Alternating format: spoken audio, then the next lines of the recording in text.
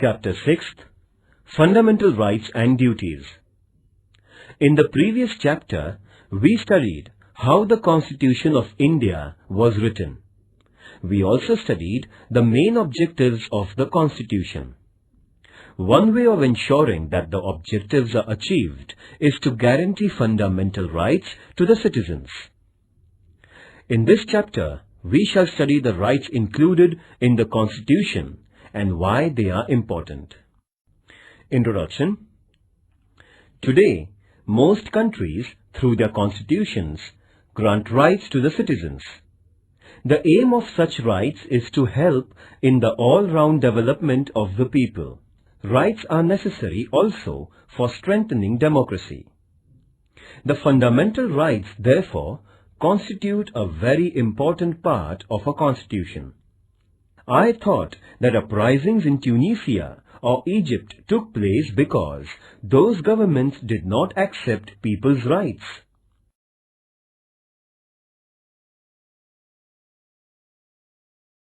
A. What is a right? When we say that a person has a right, we mean that the person can engage in a certain act and that others accept that behavior. Having a right also means that the person can expect specific behavior from other persons and from the government. Thus, rights can come into being only when other members of society and the government accept certain obligations. You must have seen that there is a silence zone near hospitals. This is a regulation local authorities declare that you cannot blow horns while passing through the silence zone. This regulation comes in the backdrop of a socially accepted idea that patients in the hospital need silence and that they are entitled to rest and recuperation in peace. Thus, the patient's claim to rest is accepted by society, and then a regulation is made to enforce that claim. Society accepts various such claims mainly when they are seen as reasonable. In other words, rights require in the first place an agreement among members of the society over what are reasonable claims of its members. Then, it also requires legal provisions for ensuring the rights. Such legal provisions include limits on the powers of the government.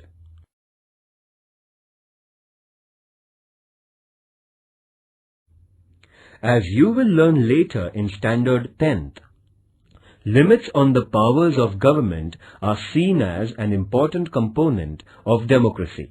By agreeing to have limits on the government, a society ensures democratic government. When there are no limitations on government's powers, there is no democracy. I had heard of this word democracy, but did not know that it was related to rights. Must find out the rights of people in different democracies. When we say that we have freedom of speech, it means that other people around us also have the same right, and we all agree that we can freely express our opinions. Then, there must also be legal provisions for protecting the freedom of speech. There must be provision that police or any other government officers cannot unnecessarily restrict our right to express our views. In this sense, rights imply limitations on the powers of the government. By granting rights to citizens, governments agree to limit their powers. Read newspapers of 1 week. List the new items that are against the government or critical of the government or some leaders.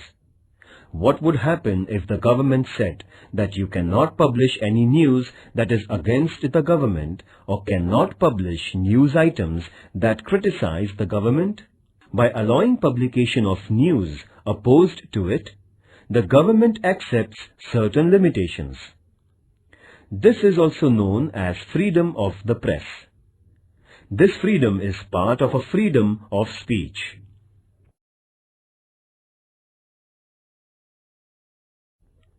But granting these rights was not an easy or straightforward process. In many countries, people engaged in struggles with their rulers for long periods before they could get their rights. When the Constitution of the United States was written in 1787, the idea of rights also existed. But that Constitution originally did not mention any rights because makers of that Constitution felt that rights are already there and do not need mention in the Constitution. But on the demands of citizens, a Bill of Rights was subsequently included in the US Constitution, that is, in 1791. Since that time, it has become customary to include rights in the Constitution of a country. The Constitution of India includes a detailed list of rights. These are called fundamental rights. This means that these rights are of fundamental importance. They are so important that the government cannot take away these rights. Long back in 1215, the British monarch had to agree to some restrictions over the monarchical powers. This agreement is famous as the Magna Charta, a charter agreed by the king. Even after this, there were many struggles in England between the people and the monarch. Those struggles resulted into many more limits on the powers of the king or queen. Ultimately, these struggles led to democracy and acceptance of citizens' rights. In 1776, the American people declared their independence from England. That declaration is known as the Declaration of Independence, in which it was asserted that certain rights of human beings were inalienable, meaning that nobody could take those rights away. Similarly, the French Revolution of 1789 also underlined the importance of rights through the Declaration of Rights of Man and of the Citizens. The French Revolution led to abolition of the monarchy and the rise of democracy in France. In what way rights are related to democracy?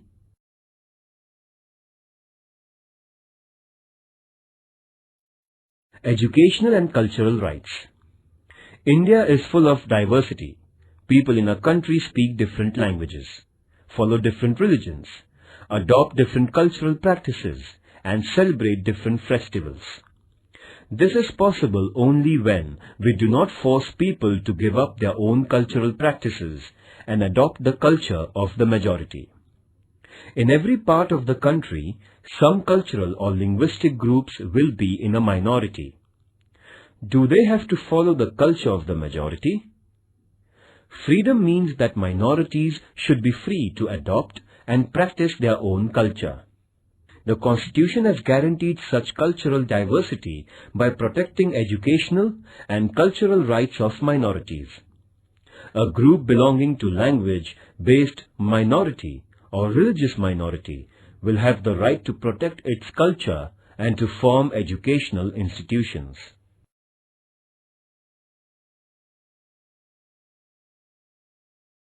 B. Are fundamental rights mentioned in Indian Constitution. Even before India became independent, our leaders were aware that a future India must respect rights of citizens and that there must be a guarantee of those rights. When India was under British rule, Motilal Nehru, who was president of an all-party committee, demanded that the government must adopt a Bill of Rights, that is, in 1928. Before Motilal Nehru, Lokmanya Tilak had declared that Swaraj was my birthright.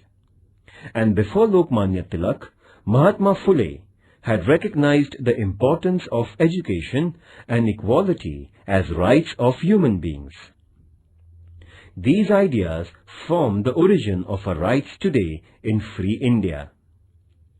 There is a separate part of the Constitution of India where fundamental rights are mentioned.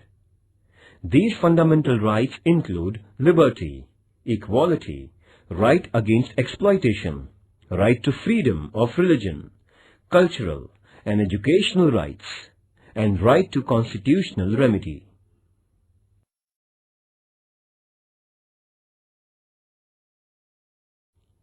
C. Human rights. It is now internationally accepted that every human being has certain rights. These are described as human rights. It is also accepted now that human rights should be adopted and guaranteed by every country, and necessary mechanism for protection of human rights should be created. In the year 1948, the United Nations adopted the Universal Declaration of Human Rights, 10th December 1948. This day is celebrated every year as Human Rights Day. Later, in 1966, the General Assembly of United Nations adopted the International Covenant of Economic, Social and Cultural Rights, and many countries have signed that agreement. According to the international norm, India has created the National Human Rights Commission in 1993. The Universal Declaration of Human Rights lists many important rights. These include individual freedoms such as freedom of speech, movement, etc., right to equality, cultural rights, and freedom of religion. Besides this, Declaration also includes wide-ranging rights such as right to work, right to rest and leisure, right to education, etc. The purpose is to ensure a balanced development of every individual and ensuring equal worth of all persons. Dignity and justice for all of us, this is the motto of the Universal Declaration of Human Rights. Activity. Using Internet, find out countries that have adopted the Declaration of Human Rights. For information about the number of countries that have signed the International Covenant, access the UN website.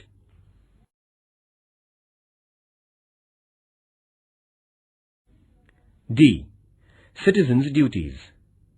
Why can't we have only rights and no duties?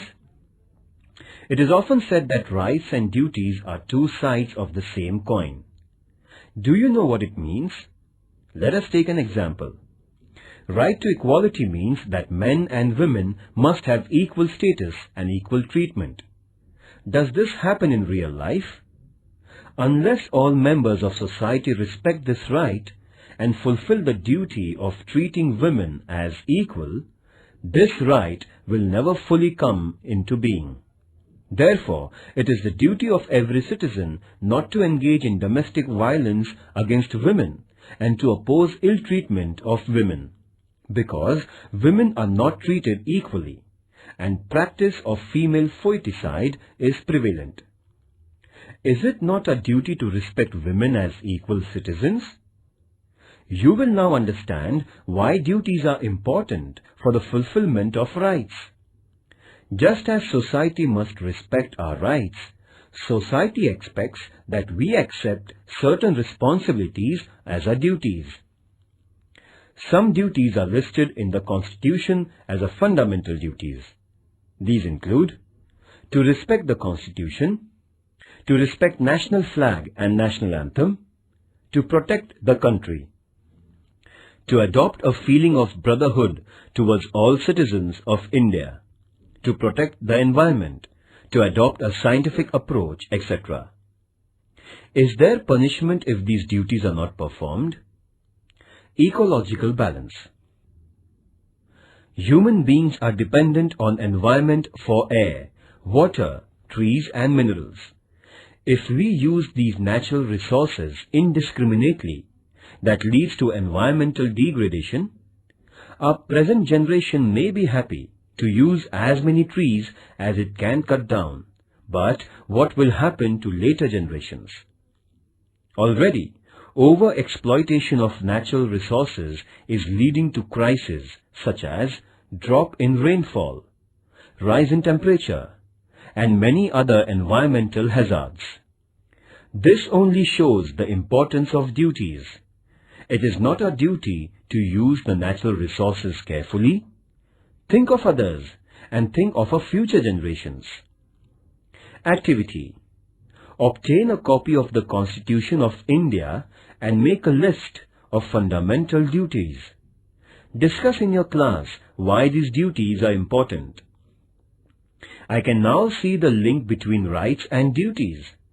Unless we are bound by the duty to protect our environment, how can later generations enjoy the benefits of forests and fresh air and other natural resources?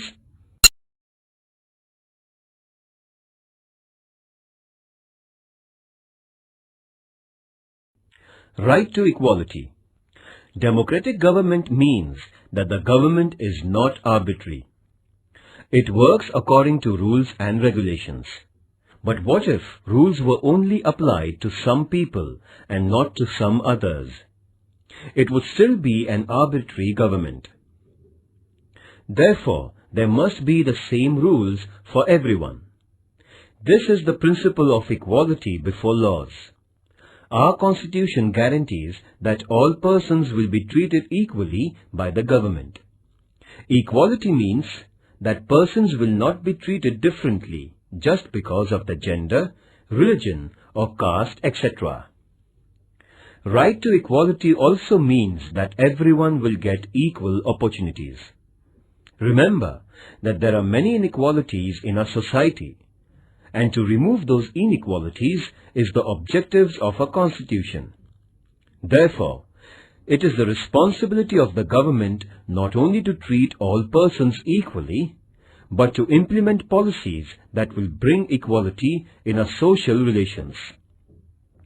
You may have heard about reservation of seats in school and college admissions for women or persons of weaker sections.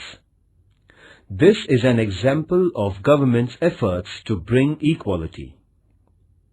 Right to equality does not mean only equal legal treatment. It also means that groups which are backward and traditionally discriminated against must get the opportunity to develop themselves and become equal in the true sense.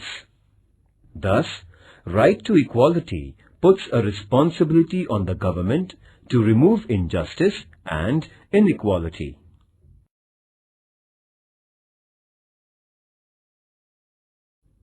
Right to freedom of religion. In India, people follow different religious practices, but the government does not support or oppose any religion. Every person is free to follow any religion and pray according to her or his religion and also propagate their religion. The government will not differentiate between persons of different religions only on ground of their religion. And because there is no religion which is the official religion of a country, government or government-aided institutions will not force us to follow any particular religious practice. Government also does not itself preach any religion or give religious education in schools aided by it.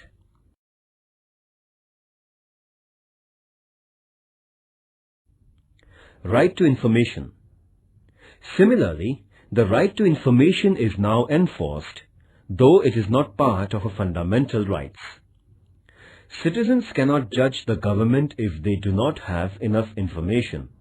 Therefore, of late, it has been accepted all over the world that democracy means citizens' right to get the information from their government. This is known as the right to information. After the efforts of the senior social activist Anna Hazare and his followers, right to information was passed by the Government of India.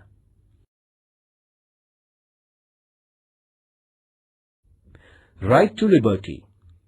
Right to life is one of the most important rights of the individual. Our Constitution guarantees this right. It means that even the government cannot take away our life or cannot arrest us without reason and without legal procedure. But merely a guarantee of life is not enough. As human beings, we want to live a meaningful life. We want to do things we like. We want to develop our personality. follow our hobbies, pursue our own interests. For this to become a reality, we need an assurance that there won't be unreasonable restrictions on our personal liberties. Freedom of speech is one of the most important personal liberties. Besides, we have the liberty to form associations and organize meetings. We also have the freedom to move freely in different parts of the country and reside anywhere in the country. And we have the freedom to undertake any profession or business of our liking.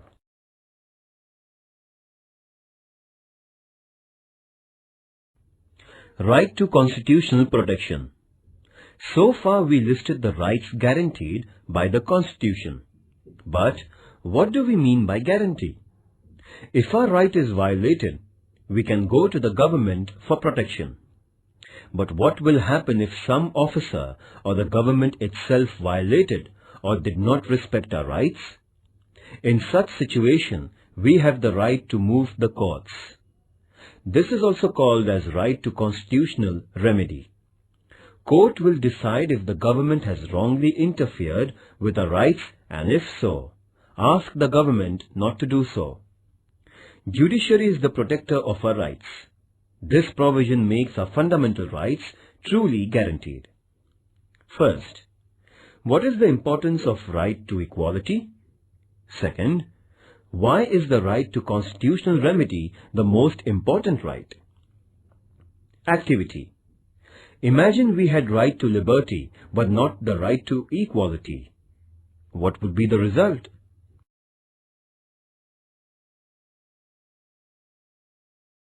Right against exploitation. Both liberty and equality will be violated if some people are forced by others to undertake some work against their wishes.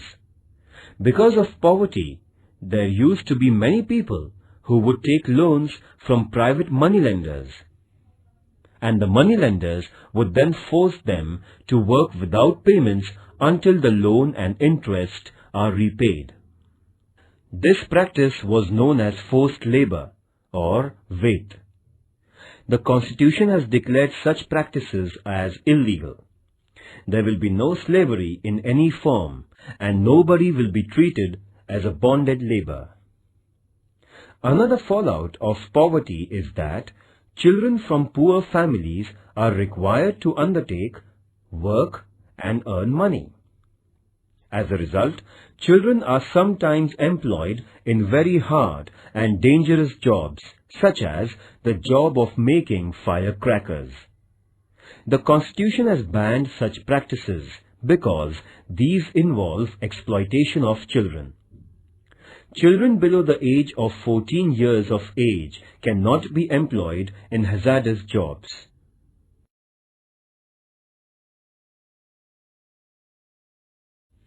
Positive and negative rights. Rights are necessary for our personal development. They are necessary also for the well-being of the society. Rights ensure that weaker and backward sections of society get opportunities to improve their condition. The right to equality is very important in this respect. Thus, some rights are limitations or restrictions on the powers of the government, while some rights mandate that the government adopts policies for the well-being of weaker and needy sections. In this sense, rights are responsibility of the government and the society to make sure that various services and facilities reach all sections. So, our rights are twofold.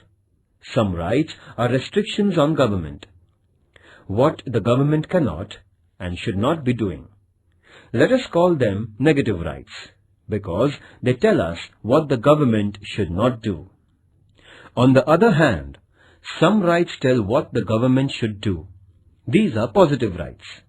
Right to education, for instance, is a positive right. On the other hand, freedom of speech is a negative right, meaning that it states that government cannot put unreasonable restrictions on a freedom of speech.